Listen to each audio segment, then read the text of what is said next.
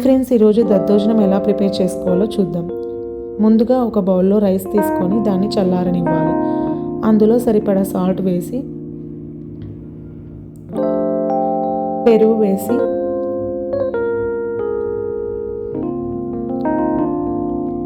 కొంచెం కొంచెంగా వాటర్ వేసుకుంటూ మంచిగా మెత్తగా కలుపుకోవాలి.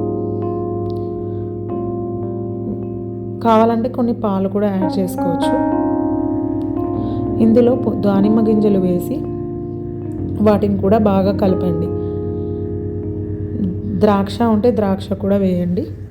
ఇప్పుడు స్టవ్ మీద ప్యాన్ పెట్టి స్టవ్ ఆన్ చేసి 1 గంట ఆయిల్ వేసి, ఆయిల్ హీట్ అయ్యాక శనగపప్పు, మినప్పప్పు, ఆవాలు, జీలకర్ర వేసి బాగా ఫ్రై చేయండి.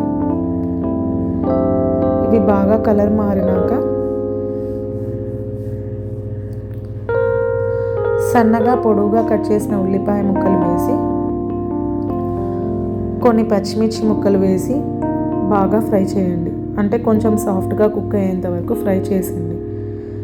ఇప్పుడు ఇందులో సాఫ్ట్గా కుక్ అయిన దాంట్లో అల్లం తురుము వేసి ఆనియన్స్ బ్రౌన్ కలర్ వచ్చేంత వరకు మళ్ళీ ఫ్రై చేయండి. ఆనియన్స్ బ్రౌన్ కలర్ వచ్చిన తర్వాత లాస్ట్లో కొత్తిమీర యాడ్ చేసి ఒకసారి కలపండి.